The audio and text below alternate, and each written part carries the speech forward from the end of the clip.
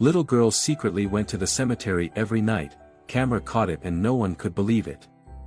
Winter in Chicago was as bitter as a thin blade slicing into flesh. The clock struck 3 a.m. The town cemetery, a place people rarely entered even during daylight, let alone at night, lay buried in a thick, chilling mist so cold that even the crows were too lazy to call. A security camera mounted on the stone gate captured footage that would send chills down anyone's spine. A little girl, about 5 years old, wearing a frayed wool beanie and a long knitted sweater that reached past her knees, was seen slowly limping into the cemetery. She held a faded fabric bag tightly in her arms. It was as if she were part of the darkness appearing and disappearing with the rhythm of the wind and fog. Her name was Clara. The worn-out soles of her fabric shoes made faint clacking sounds on the old stone path that ran between two rows of cold tombstones. A distant streetlight cast a dim glow, revealing Clara's tiny silhouette as she turned into a secluded corner of the cemetery, an area visited by almost no one, where only a few old gravestones stood, covered in moss and grass that reached up to her knees. Clara stopped. She gently knelt down and cleared the grass with her bare hands. Then, from her fabric bag, she pulled out a red tablecloth and carefully laid it on the ground. Next came 2 discolored plastic bowls, a few pieces of stale bread, and a wooden spoon with a small crack in the handle. She arranged everything as if preparing a simple dinner for 2. No explanation. No sign of panic. Clara began to eat. She picked up the spoon, scooped at the air, and fed the bowl across from her. She giggled. Her laugh was pure like crystal, but in that setting, it only made the viewer's skin crawl. "Lucy, today I brought bread with butter. Do you like it?" No answer. But Clara nodded, as if she had heard one. "Don't tell Grandma, okay? She doesn't know. Eat it before it gets cold." The camera zoomed in. Clara's face appeared clearly gaunt, with sunken eyes that shone strangely. She smiled. A smile that made adults shiver when they watched it. Then she whispered, her voice as soft as breath. "I'll always come. Don't be sad anymore." The clip lasted only 3.5 minutes, but once it was shared on social media by a college student named Daniel, it went viral instantly. The video caption read, "Ghost Girl? Or Abandoned Child? Oakwood Cemetery, 100% real location." The comments were flooded with both doubt and dread. Possessed kid? That girl's mentally ill who lets her out at that hour. Anyone from that town? Go find her. I got chills hearing her talk to herself. Oakwood Town Police began to take notice. But according to Sergeant Ryan Harris, head of civil security, there's no evidence of a crime. We can't intervene just because a child is out late unless a guardian reports her missing. Even so, Ryan couldn't hide his concern as he watched the clip a third time. He turned to his colleague inside. "That kid, something's not right. It's not just loneliness." At the same time, in apartment 4C of Sunset Towers near the town center, Mrs. Margaret, 66, sat in front of the TV, which was playing the news coverage of that very video. Her eyes were cold like marble, unblinking, expressionless. She stared at Clara's image on the screen, her hand clutching a rosary. "Little brat," she muttered. "Playing games again." The sound of boiling water on the stove didn't make her flinch. Behind her, Clara tiptoed out of the bedroom, clutching a one-eyed stuffed bear tightly. "Grandma. I." "Shut your mouth." Margaret snapped, not even turning around. "Did you memorize the 10 prayers yet? Or do you want to kneel until morning?" Clara nodded, then backed into the shadows. No sobs. No tears. She was used to it. Downstairs, Mr. Matthew Lawson, an elderly neighbor, sat reading the newspaper. His wife, Mrs. Teresa, shook her head and whispered, "That girl's like a ghost. I've never seen her really smile." And Margaret, "I'd rather avoid her than speak to her." Yeah, Matthew replied, taking a drag of his cigarette. But last night, I saw the girl sneak out past midnight. Heading toward the cemetery. She was carrying something. She's 6 years old, Teresa. My God. Did you report it? Cops say it's not illegal. But I think, we should keep an eye out. At school, Clara was a mystery. Ms. Helen, a teacher recently transferred from Seattle, recounted to the principal. She never talks. Has beautiful handwriting, but always draws two girls, one standing, one lying down. When I asked her about it, she just smiled. But, her eyes, you know. They looked like someone who's experienced a terrible loss. Where are her parents? The principal asked.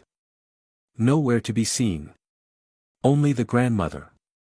And I've heard, people are afraid to ask too much. Meanwhile, at O'Hara's Market, the shop owner Michael handed a newspaper to regular customer and police officer Martha Thompson. Hey, have you seen this? That video of the cemetery girl. It's our town's cemetery. Martha flipped to the front page. A black and white photo of Clara sitting next to two plastic bowls was front and center. Oh God, it's Clara. Michael nodded. She used to come pick up leftover bread from me. I'd save it for her, but the old woman forbade it. Last time she came and yelled at me. Martha folded the newspaper. Maybe it's time we rethink what "not a crime" really means. The atmosphere in Oakwood grew heavier by the day. But Clara still went night after night, as long as it wasn't raining. Quietly. Gently. Carefully, as if she were protecting something sacred. Lucy, today I reviewed the first grade lesson. Addition. I got them all right. Lucy, Grandma said anyone sneaking food will be locked up. But I saved some for you, it's okay. Lucy, if you were alive, would you like cats? I'll draw a cat for you, okay? Every word, every whisper, every pretend spoonful was captured by the camera. But now, those who once feared the footage had gone silent. Silent not out of shock but out of heartbreak. One user commented on the latest video. Doesn't anyone see she's keeping someone she lost alive in her heart? She's not crazy. She's loving. And in the darkness of the cemetery, between plastic bowls and pieces of stale bread, Clara kept smiling. A lonely smile, in a cold world that never opened its arms to her. The pale December morning sun shone through the dusty glass, reflecting on the gray tiles of the small fourth-floor apartment in Sunset Towers. In the kitchen corner, Clara stood motionless, clutching a rag in both hands. The smell of burnt oil from an old frying pan made the air even more suffocating. Clara, Margaret's voice cut through, cold and brittle like crumpled paper. Wipe the floor again. I saw shoe prints by the door. Yes, Grandma, Clara mumbled, head down. Yes, what? Louder. Yes, ma'am. Margaret said nothing more. She picked up her coffee cup, eyes fixed on the morning cooking show playing on the TV. But her gaze didn't really follow the show. It cut through everything, as if hunting for invisible mistakes in the air. Clara quietly knelt down and scrubbed the floor with her bare hands. The cold water soaked through the thin rag, turning her fingers purple. But she didn't complain. Don't act like you're suffering, Margaret muttered, without looking back. Raising you is a favor, remember that. Clara nodded. She had heard that line thousands of times. At school, Clara sat in the farthest corner of the classroom. Ms. Helen tried to get her involved in activities, but it was useless. Clara, would you like to join the Christmas drawing with the other kids? Helen asked gently. Clara shook her head, then pulled an old piece of paper from her backpack. She had already drawn two little girls holding hands under a Christmas tree. One wore white. The other, a black dress. Helen, whispered the curly-haired girl at the front desk, covered in freckles. Why does she always draw two girls? Maybe they're sisters, Helen replied. But her heart was full of questions. Clara had never mentioned anyone in her family besides her grandmother. That day, after school, Helen saw Margaret coming to pick Clara up. The old woman didn't greet the teacher. Didn't smile. Just said, "Let's go," and grabbed Clara's hand to pull her away. Clara tried to look back, gave Helen a faint smile. But her eyes were filled with fear. That night, during dinner, Clara slowly chewed a piece of cold boiled potato. Margaret stared at her and muttered, "Kids today have it easy. Back in my day, we had nothing. Not even rice. And you get leftovers and still complain."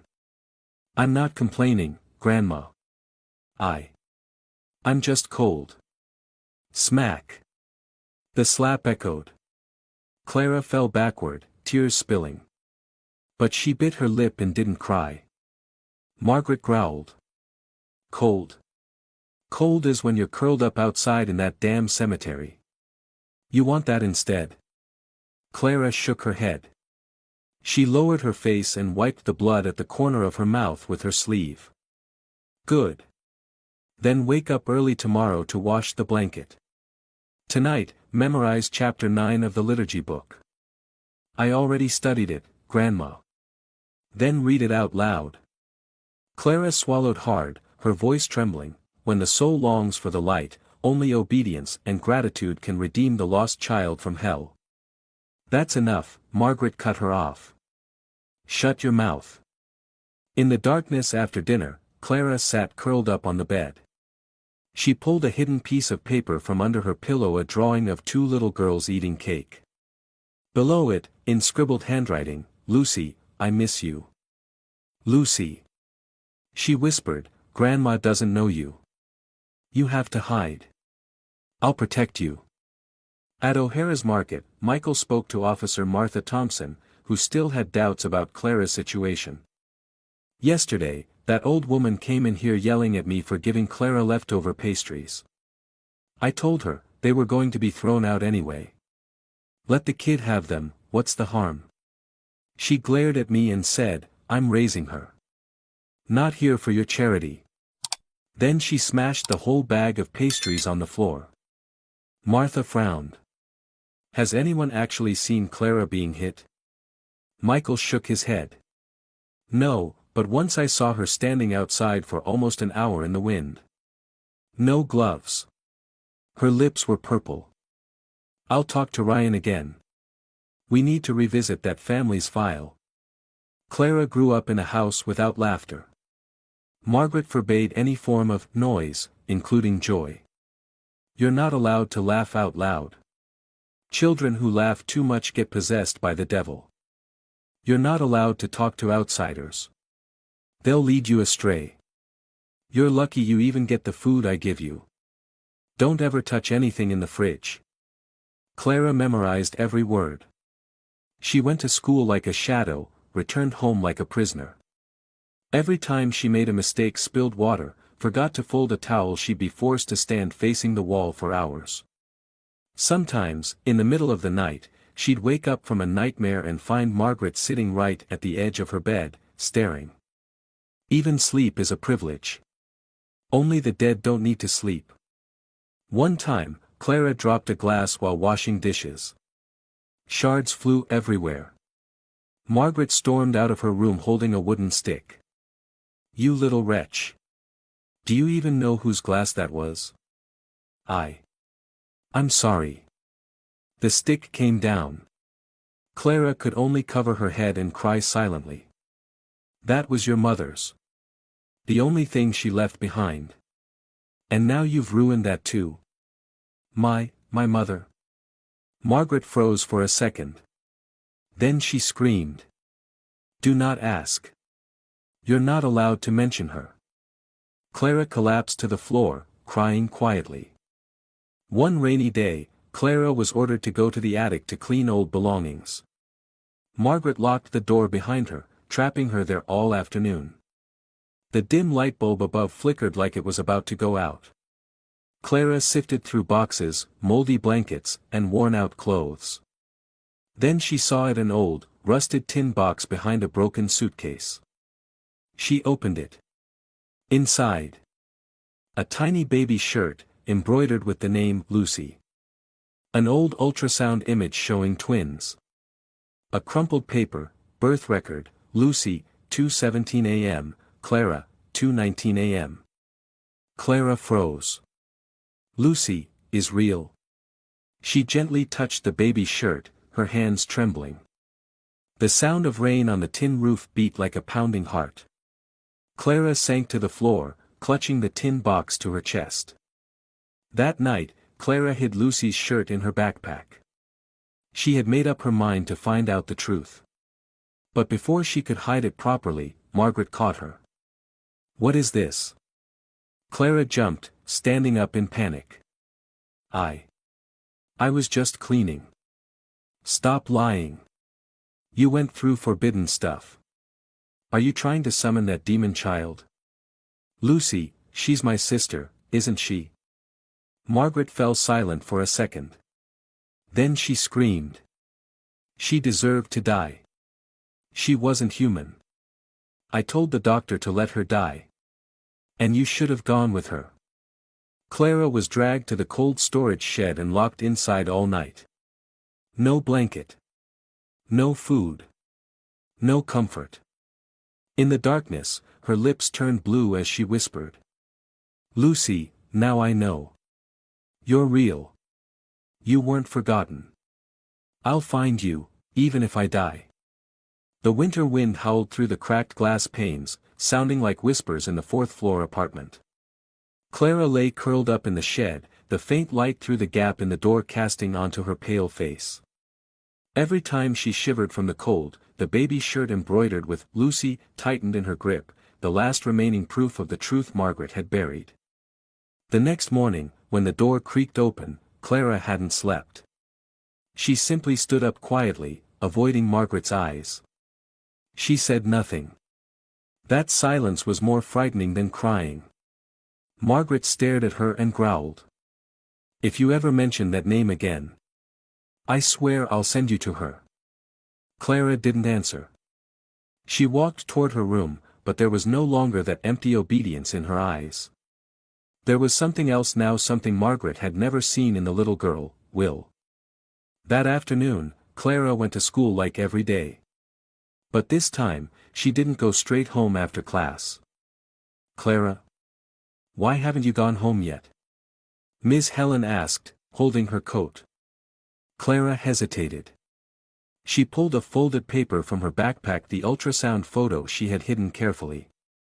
"Miss, do you know someone who can help me understand this?" Helen looked closely. She froze for a few seconds. You have a twin." "A little sister," Clara whispered.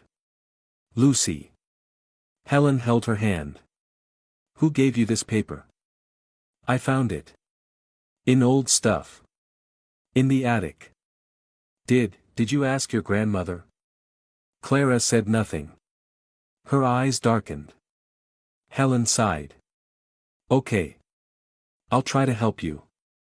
But promise me you won't do anything dangerous." "Okay." Clara nodded.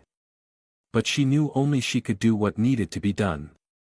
That night, while Margaret slept, Clara quietly left the house. It was drizzling in Chicago. She followed narrow alleys, clutching Lucy's shirt, heart filled with fear but also firm resolve. She headed to a place she once heard old Mr. Matthew downstairs mention, St. Mary's Hospital, where she had been born.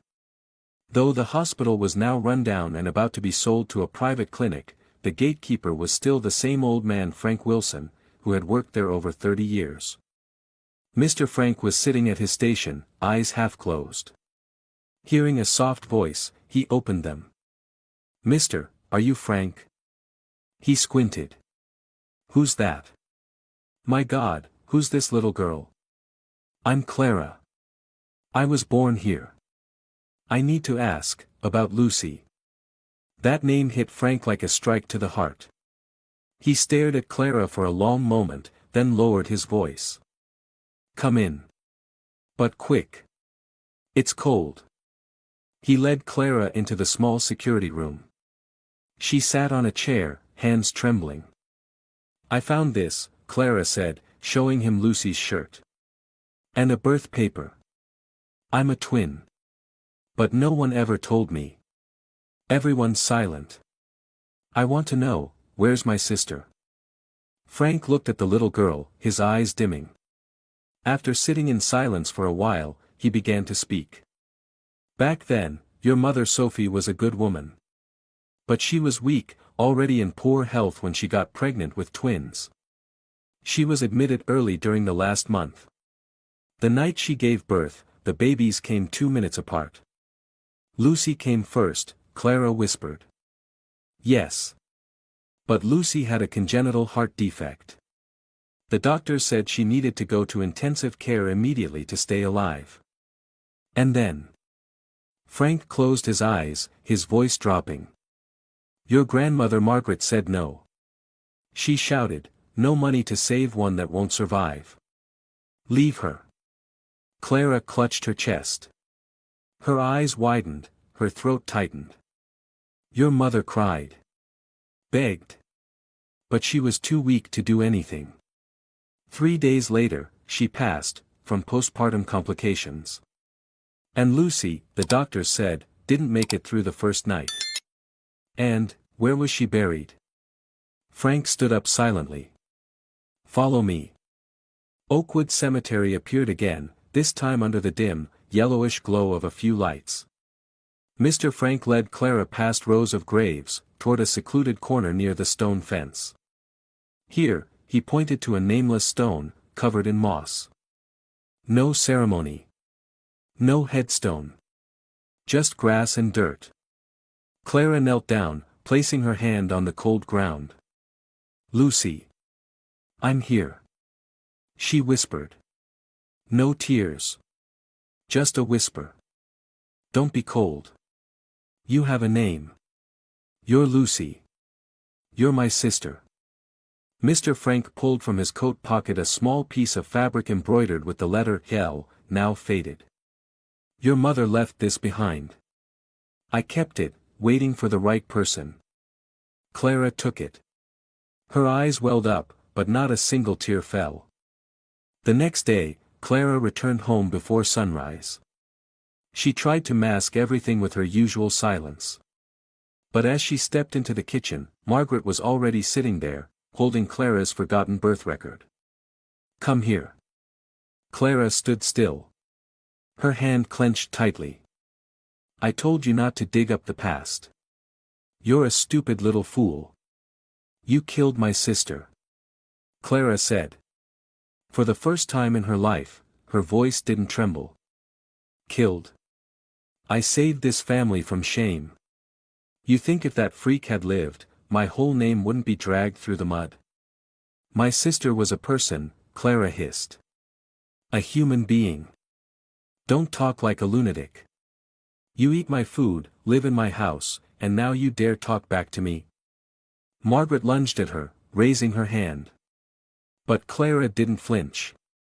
She stood her ground, looking her straight in the eyes. "Go ahead. Hit me. But I'll still remember Lucy. I always will." Margaret froze. Her hand dropped. Then suddenly, she shoved Clara hard against the wall. "Get in the shed. Kneel. No food, no sleep." Clara fell, but still said, "Lucy has a name. Lucy didn't die for nothing. Whether you want to admit it or not." The storage door slammed shut. The sound of the metal latch echoed like chains locking decades of silence. In the dark, Clara was no longer afraid. She placed a hand on her chest. Inside, a small heart beat fiercely, the heart of a sister who never gave up.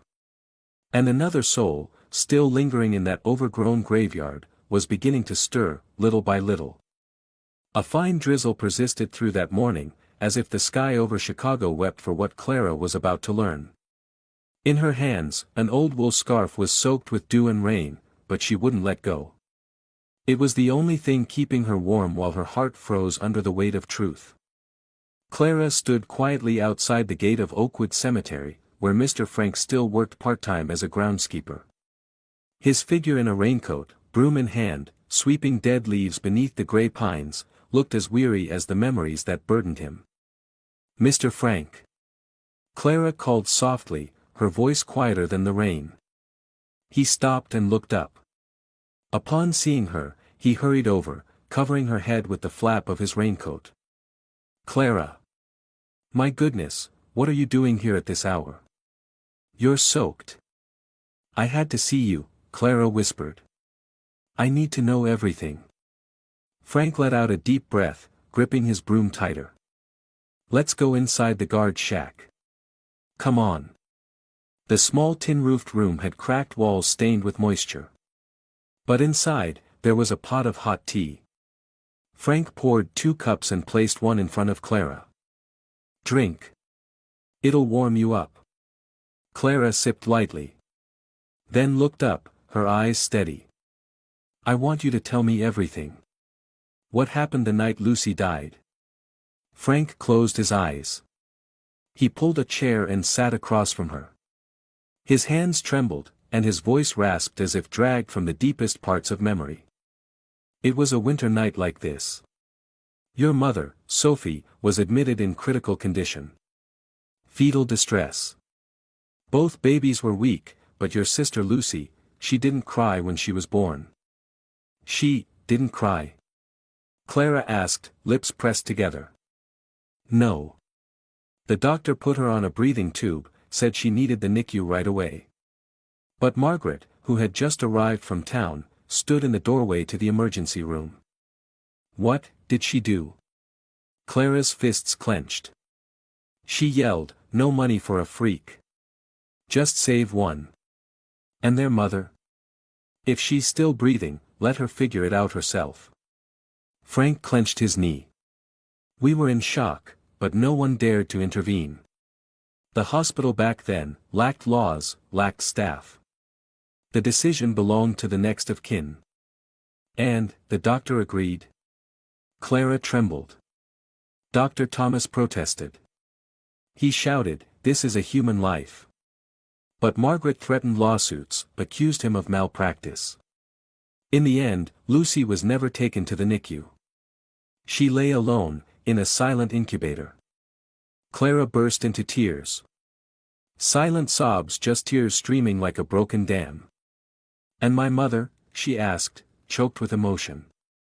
Frank reached into a drawer and pulled out an old photo. Sophie in a hospital bed, her hair messy, eyes dark-ringed, but smiling as she held a newborn. "She was only allowed to hold you, Lucy, just for a minute.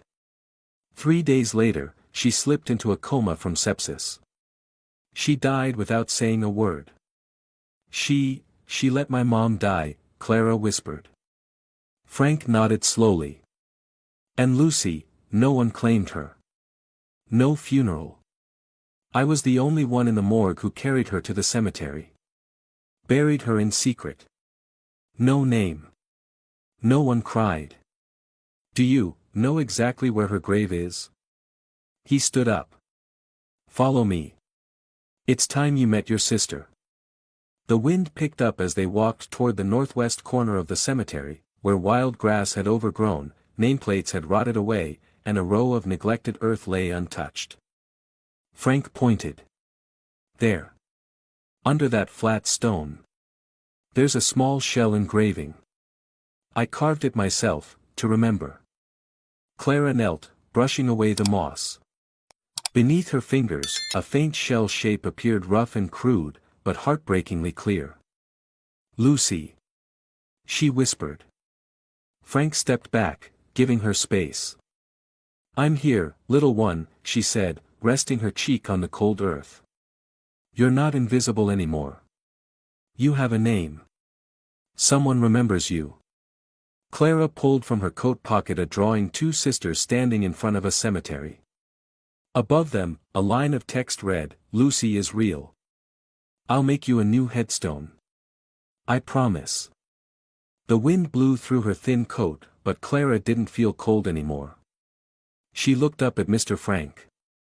"Thank you. I won't let her bury the truth again." Frank placed a hand on Clara's shoulder. You're braver than any adult I've ever known. But be careful. Margaret won't go down easily. Clara nodded, eyes like a lake disturbed by wind. That night, when Clara returned home, Margaret was already waiting in the kitchen. On the table lay the ultrasound photo, Lucy's shirt, and Clara's drawing. Everything had been found. Explain this. Clara froze. She didn't run. She didn't lower her head. I know everything. I know you let Lucy die. You pressured the doctors. You killed my mom. Margaret slammed the table, standing up. Liar. Who gave you the right to speak like that? The truth. That was a demon. I saved you from that fate. You were the chosen one. You should be grateful. No. I was abandoned and survived. Not because of you. Because of my mother. Because of Lucy. Shut your mouth.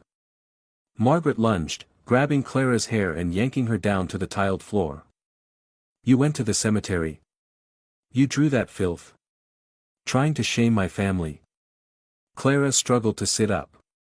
My family is my mom. My sister Lucy. Not you. Margaret slapped her. Clara fell, blood at the corner of her mouth. But this time, she didn't cry.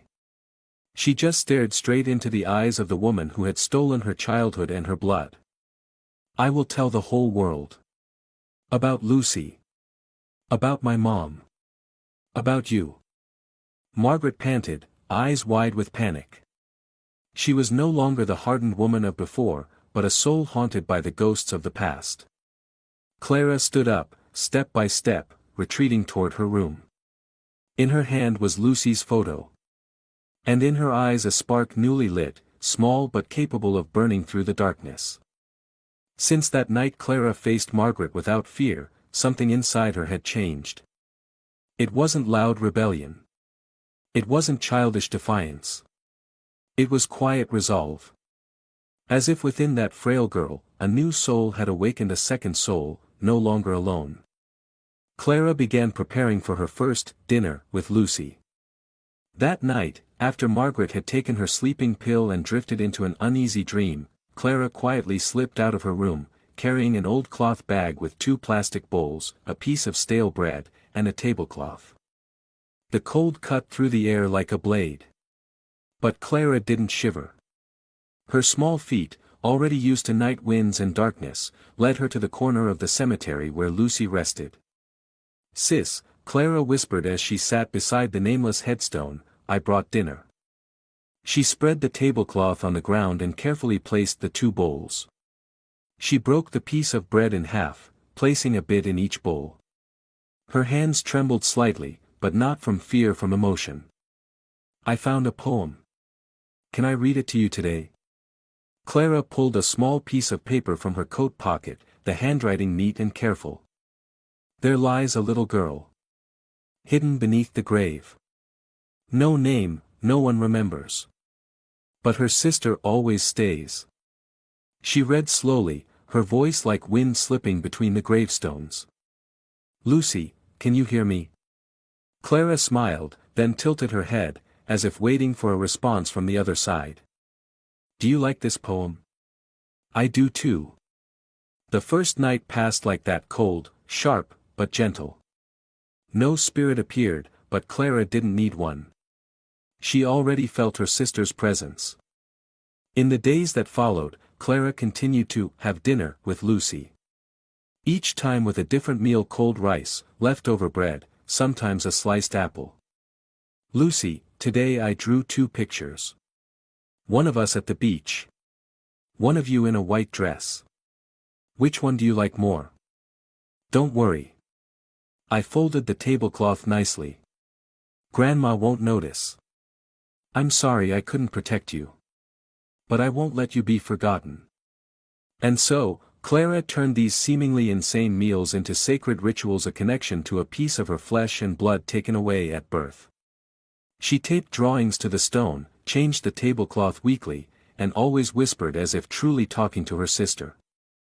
In the town of Oakwood, people began murmuring as new clips spread online. A college student named Daniel, who had accidentally captured the first video, kept monitoring the cemetery cameras and posted the footage to social media. "The little girl still comes," he wrote in the caption. "But this time, no one's afraid anymore." The comments were flooded with emotion. "I cried. I can't believe a 5-year-old can love like that. That child needs help. She's not crazy. She's healing. Please, someone near there go find her." One night, as Clara was folding the tablecloth to leave, a middle-aged man stepped into the cemetery. He wore a thick coat and held a video camera. When he saw Clara, he stopped, not daring to come closer. "Sweetheart," he said. Clara turned, startled, clutching her cloth bag tightly. "I won't hurt you," he said quickly. "My name is Luke. I'm a journalist. I saw your videos online." Clara stepped back, her eyes wary. "I don't want to be on TV," she whispered. "I'm just having dinner with my sister." Luke was silent. In front of him was a skinny girl, hands purple from the cold, yet carefully laying a cloth, precisely placing 2 plastic bowls. Nothing was staged. Everything was real. "Could you tell me about your sister?" Clara didn't answer. She quietly gathered her things, lowered her head, and walked away. Luke could only call out, "If you need help, I'll come back. I promise." At home, Margaret knew nothing. Clara was more careful than ever, wiping doors clean, memorizing scripture, folding napkins perfectly. "You're behaving lately," Margaret said during dinner. "Keep it that way. See? If you shut your mouth, I don't have to hit you." Clara nodded. But in her eyes was a silence as deep as a lake, something Margaret could never touch. One night, while Clara was preparing dinner for Lucy, Mr. Frank happened to walk by and saw her sitting by the grave. "Clara," he called. "Mr. Frank," Clara smiled, "you see? She's so well behaved. She never drops crumbs outside the bowl." Frank walked closer. "She looked like a real big sister, tidy, caring, loving." "Do you think," he said slowly, "Lucy is really hearing you?" "I don't need to be sure," Clara replied. "Just telling her stories makes me feel she's alive." The old man swallowed hard. "I've lived over 60 years, and I've never met a child like you." Clara turned, her eyes shining in the night. "I'm just doing what grown-ups failed to do, seeing her." A month passed.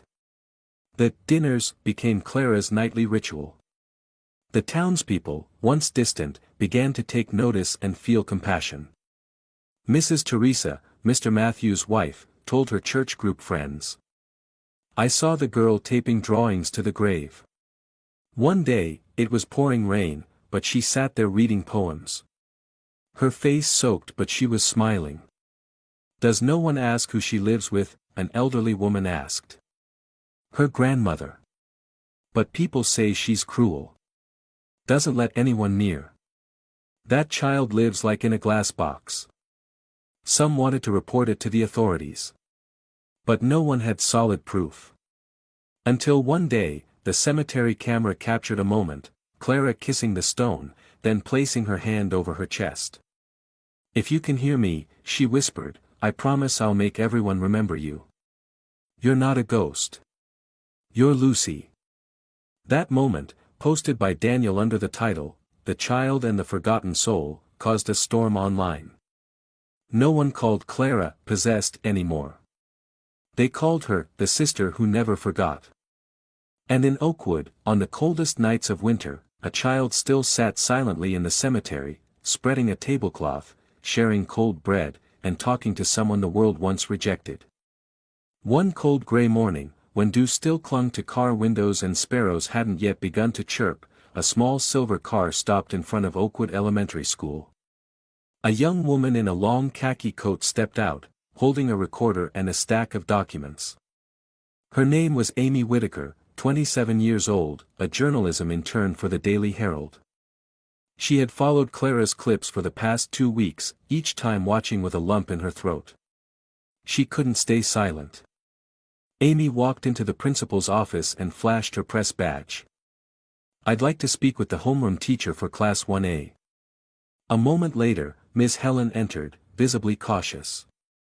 "Sorry, but this is an elementary school. The press isn't allowed to interview students without guardian consent." Amy smiled politely. "I understand. But this isn't for clicks. I believe Clara needs help. I just want to discreetly confirm a few things."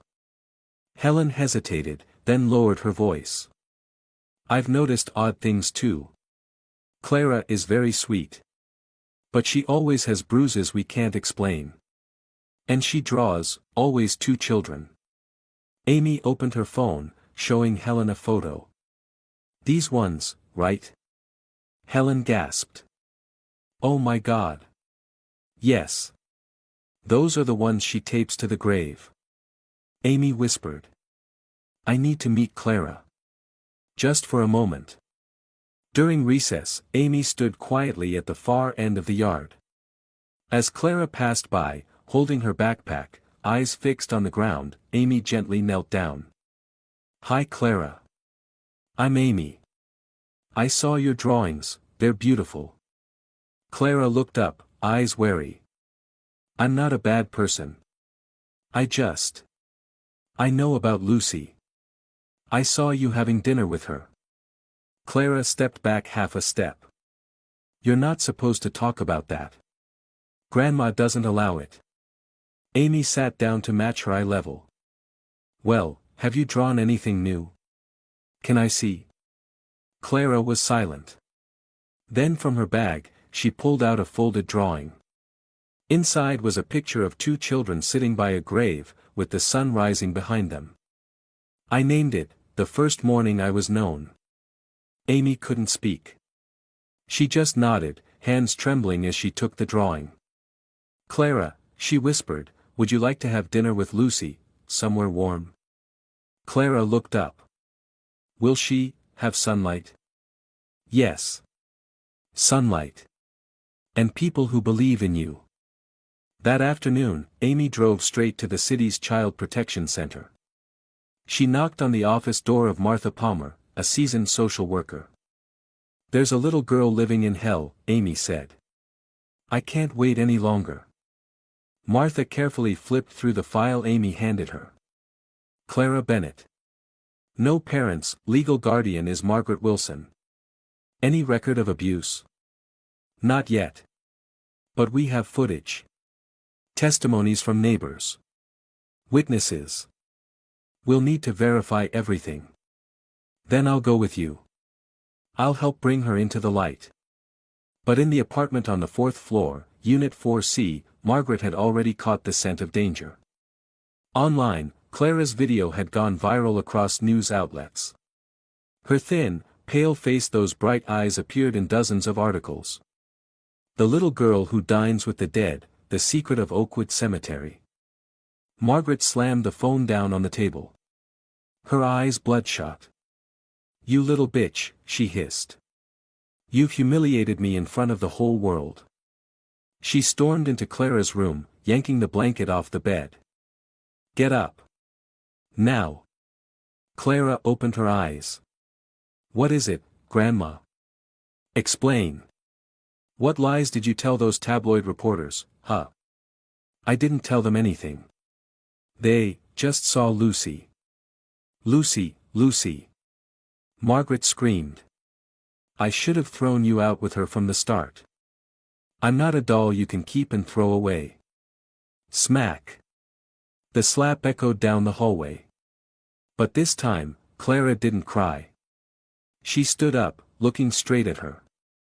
"You're afraid now. Because for the first time, someone listened to me." Margaret was panting, her face flushed red. "Get out. Outside. In front of everyone. I'll teach you what respect means." She dragged Clara out of the apartment, shoving her into the courtyard as the rain began to fall. Neighbors started poking their heads out from doors and windows. "Look at her!" Margaret shouted.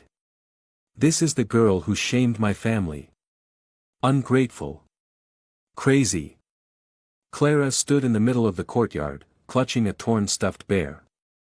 She trembled, but didn't lower her head. A voice from above shouted, "What the hell are you doing? She's just a kid." Mr. Matthew Lawson ran out from the first floor. "Mrs. Margaret! Can't you see what you're doing?" Ms. Helen had just arrived too. "I'm calling the police. Right now." A small crowd gathered. Phones raised. A neighbor whispered, "That's the cemetery girl. I recognize her." Mr. Frank also appeared, cemetery soil still clinging to his shoes. "Mrs. Margaret," he said calmly but firmly, "I kept quiet once. But not anymore." "Shut your mouth, you useless old man!" Margaret shrieked.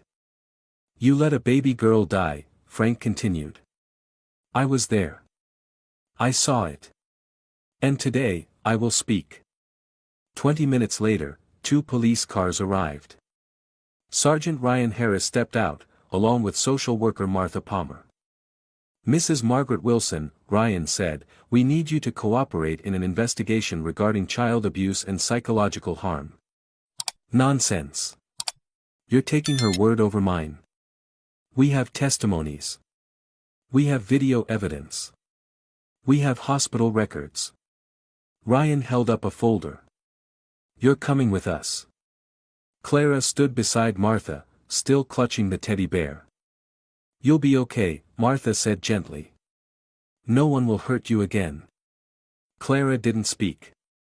She simply pulled a drawing from her coat, Lucy sleeping peacefully, wrapped in her sister's arms. Amy captured that moment with her camera. She posted it with the caption, "The truth has a name now. And it's no longer buried."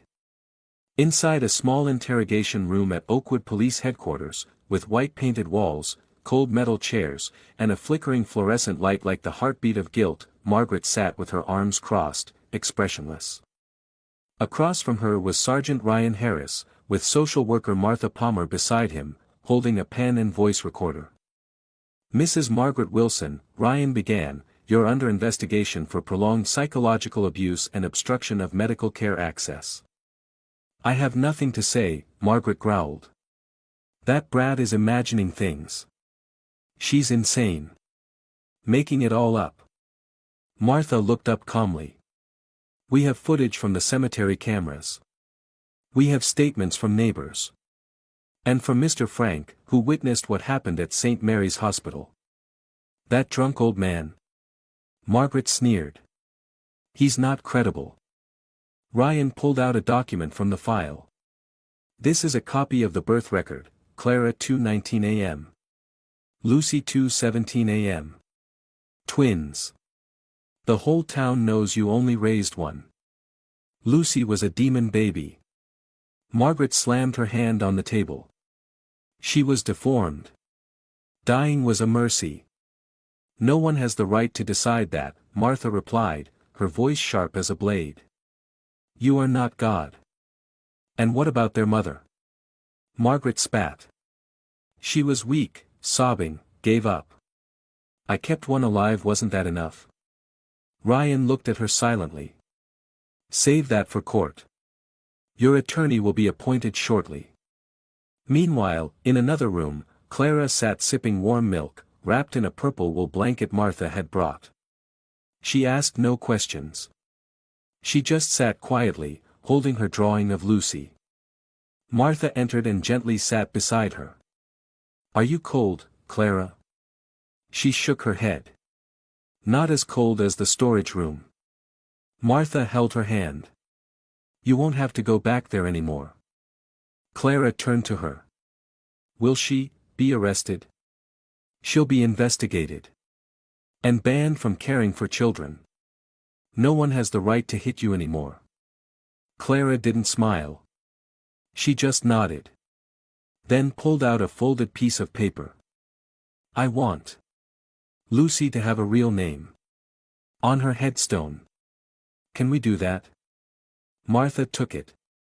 It was a drawing of the two sisters, this time standing beside a gravestone engraved with "Lucy lived, loved, and will always be loved." "I promise," Martha said. "We'll make it happen."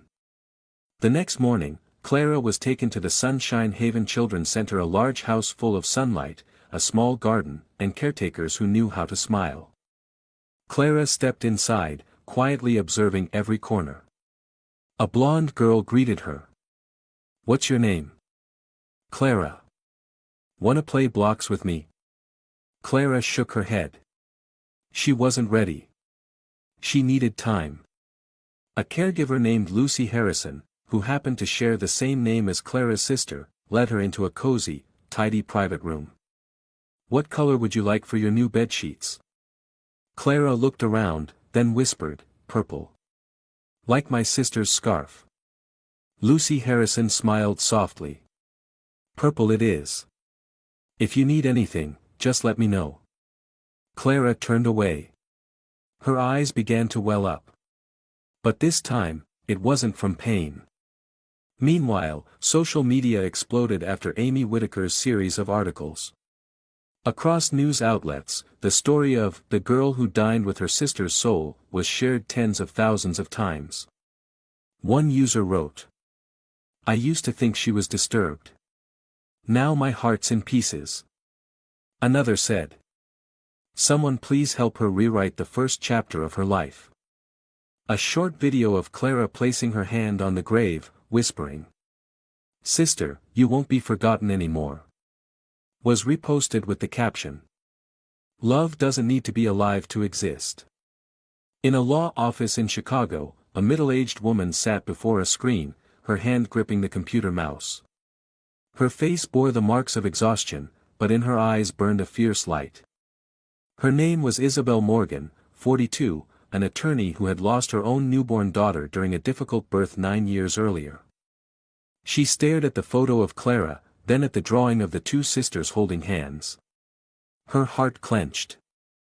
She picked up the phone and dialed the Sunshine Haven Center. "Hello. This is Isabel Morgan. I'd like to register to visit a girl named Clara Bennett." That night, for the first time, Clara slept on a bed with warm blankets and a fragrant pillow. She pulled out Lucy's baby shirt from her bag and gently ran her fingers over the faded embroidery. "Sis. I kept my promise. You have a name now. People believe in you." She placed the baby shirt beside her pillow and whispered, "I don't know what's coming, but I believe it won't be cold anymore." Outside the window, the moon rose slowly. A light breeze passed through, not as icy as the nights in the cemetery, but soft, like the gentle hand of someone small waving from far away. Clara closed her eyes. For the first time, there were no nightmares. Only a whisper in her dreams. "There's sunlight here." That morning, the sky over Chicago wore a pale blue unlike any before. No longer the dull gray of the days Clara shivered in a cold storage room or wandered alone through the cemetery. The first rays of sunlight slipped through the curtain of her room at the Sunshine Haven Center, touching her face gently like awakening a dream she never dared to dream. Clara opened her eyes. Her hand was still clutching the baby shirt embroidered with "Lucy." She turned her head and saw the wooden chair beside her bed, the same chair where Lucy Harrison, the caregiver who shared her sister's name, had sat all night to watch over her sleep. "You're awake," came a gentle voice from the doorway. Lucy Harrison stepped in, holding a cup of warm milk. "Yes, ma'am," Clara nodded softly. Feeling hungry, she placed the cup on the table. Clara didn't answer right away. She sipped the milk, then asked, Is she still there today?" Lucy sat beside her, placing a gentle hand on her shoulder. "No, Clara. She won't come back. Ms. Martha said she's been taken to the local court. And she's been permanently banned from being around children." Clara looked up. "Did she get punished?" Lucy nodded slowly. "She received a suspended sentence of 5 years, 6 months of community rehabilitation, mandatory psychological monitoring." And her name is now listed among those banned from working with minors. Clara was quiet. She looked out the window. The golden sun lit the yard below, where a group of children laughed and played soccer. So, she got punished too. Yes. The law finally heard your voice. At the same time, in a notary office in Lincoln Park, a woman with neatly tied brown hair and a charcoal fleece coat sat across from a clerk. On the desk were documents for temporary guardianship and a petition to formally register a name for a deceased child. Her name was Isabel Morgan, a lawyer who had lost her infant daughter during childbirth, now living alone after a bitter divorce 3 years earlier. She looked up at the clerk and spoke calmly.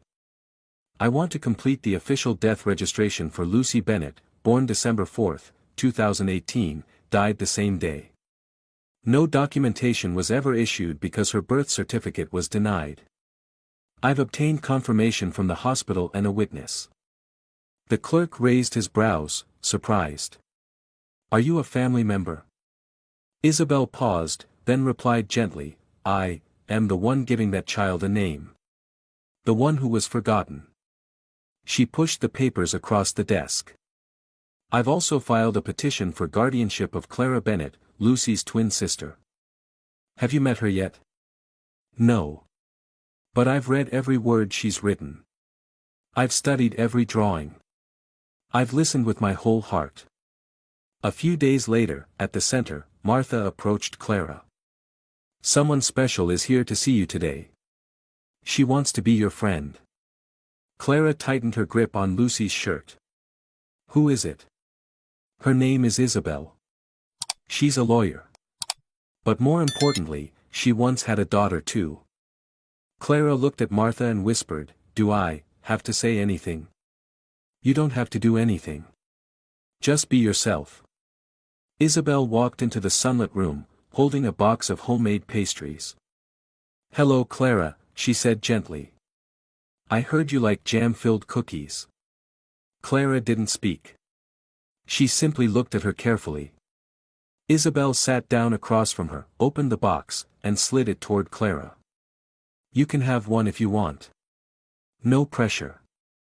After a moment, Clara reached out and picked up a small cookie, took a bite, then looked at Isabel. Are you a good person? Isabel smiled, not avoiding the question. I used to be weak. Then I lost my child. I couldn't do anything to save her. Now, I just want to do what's right. And if you'll let me, I want to be with you. Clara set the cookie down. My sister's name is Lucy. Did you know that? Isabel nodded. I do. And I've requested a new headstone for her. Clara's eyes widened. Really? Isabel took out a sketch from her bag, an illustration of the headstone design, a white stone frame etched with a seashell, and engraved above. Lucy lived, loved, and will always be loved. Clara placed her hand on the paper. Her tears fell, unstoppable. Thank you. Can you take me there? A week later, on a mild sunny day, Clara stepped out of the car holding a bouquet of wild daisies. Isabel walked beside her, and Mr. Frank was already waiting near the grave. We cleaned up the weeds and leveled the ground, he said. Today is the first day Lucy has a real name. Clara approached the new headstone, eyes glistening. Sis, she whispered, you have a name now. You have flowers. Even strangers cry for you. She spread a red tablecloth, placed 2 plastic bowls. Isabel sat beside her. Would you like to eat together? Clara asked softly. Isabel nodded. I brought tuna sandwiches. Do you think Lucy would like them? Clara smiled. She loved tuna the most. And me too. Online, a photo of Clara and Isabel sitting beside Lucy's grave, hand in hand, spread rapidly. The headline read, The girl who once dined with her sister's ghost is no longer alone. Hundreds of comments poured in. I sent flowers to Oakwood Cemetery. Lucy's name won't be forgotten anymore. Thank you, Isabel. Thank you, Clara. You saved a soul. My daughter's name is Lucy too. Today I held her tighter. Nearly 100 bouquets arrived in 3 days. Mr. Frank, every evening, changed the water quietly, smiling. Lucy doesn't lie alone anymore. Back at the center, Clara clutched her carefully stitched teddy bear. She asked Lucy Harrison. If I live with Ms. Isabel, can I still go back to the cemetery? You can go anytime. She won't stop you. Is she, like a mom? Lucy Harrison gently stroked Clara's hair, her voice choked. Maybe even more. Because she lost a child. And now, she's learning how to love again because of you. Clara hugged the bear tightly, whispering. Lucy, I think, this time, we can start over. On the first day of spring, Grant Park spread out beneath a lush green carpet. Children laughed and ran freely.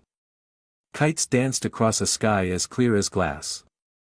No one would guess that just months ago, a little girl who once wandered a cold cemetery now sat in the sunshine, holding a small lunchbox.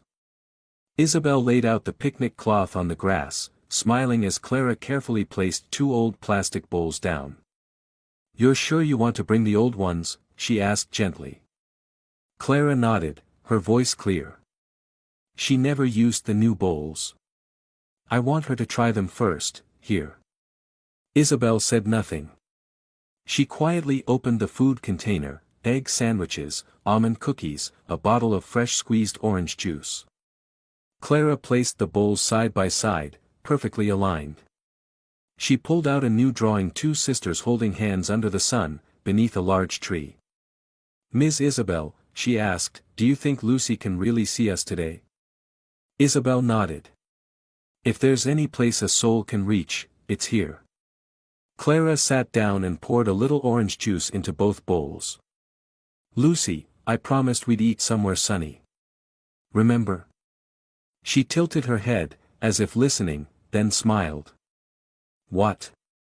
You like egg sandwiches? Me too. Isabel rested her chin on her hand, watching Clara like a miracle unfolding.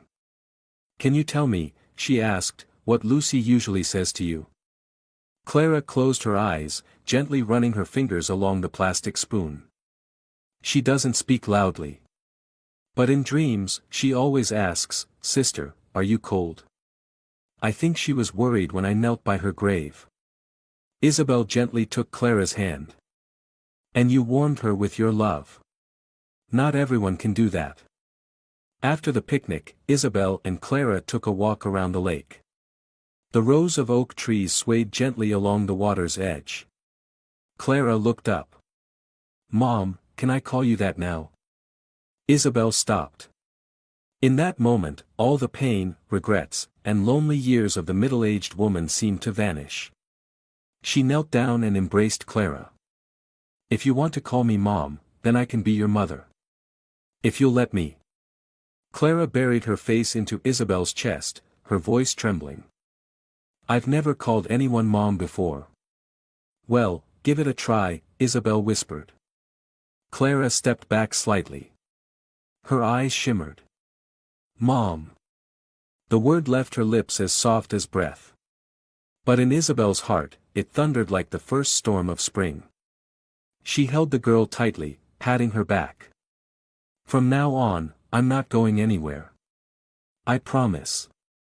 The following week, Isabel completed the formal adoption process. In the courtroom, the judge asked Clara. Do you agree to live with Ms. Isabel Morgan? Clara answered firmly. I'm not just living. I'm alive again. The room went still. The judge nodded. Then from today on, Clara will have a home. After the hearing, Isabel took Clara to visit an art shop. Would you like to hang Lucy's drawing in your new room? She asked. Clara held her mother's hand and replied. I want to make a new one. This time with 3 people, Mom, me, and Lucy. Isabel smiled. Then let's buy more colors. On move-in day, Clara chose a small east-facing room. She taped Lucy's picture beside the window, placed the 2 plastic bowls on a wooden shelf, and carefully folded the red tablecloth. "Mom," she said, "I want to have dinner with Lucy once a month. Like a ceremony." "Of course," Isabel said. "I'll cook Lucy's favorite dish. Do you know how to make tuna?" Isabel laughed. "I'll learn from now on." One day, Clara and Isabel returned to Oakwood Cemetery together. They brought a bouquet of purple tulips and 2 paper lanterns. In front of Lucy's headstone, Clara placed her hand on the white stone. "Sis, now you have a name, a birthday, people who come to visit. But I know, you're always with me. And I'll tell your story to everyone." Isabel lit the 2 lanterns and released them into the sky. "Your sisters are sending you light," she said. "Fly high, okay?" They sat side by side, holding hands. The lanterns floated upward, fading into the soft orange sky. Clara's story was later adapted into a children's book.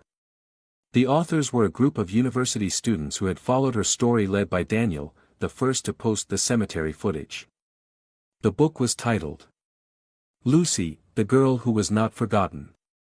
The cover illustration was drawn by Clara herself. Beneath the title, a small line read, "For my sister, who never spoke a word, but taught me what love is." The book was distributed for free to schools across the U.S. At a storytime event in a public library, Clara stood up and read the opening aloud to a group of children. "Once upon a time, there was a little girl named Lucy, who lived in her sister's heart. Even though she was gone, she was still there every time her sister closed her eyes." On another sunny day, in Isabel's kitchen, Clara helped cut vegetables. "Mom, if Lucy had lived, what do you think she would have liked?" Isabel smiled. "Maybe she'd like to draw, like you. Or sing." "She sings beautifully in my dreams," Clara said, then hummed a soft tune.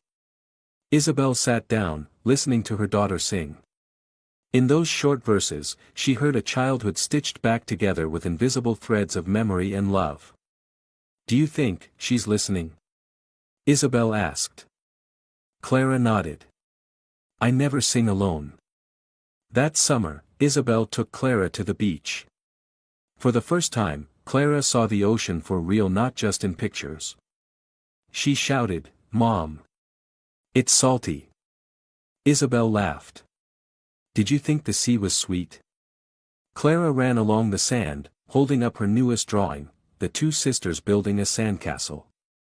At the bottom, it read, "Where there is sun, Lucy is no longer cold." Isabel stepped forward and took a picture of them standing together in the golden light. "I'll hang this in your room," she said. "No," Clara replied.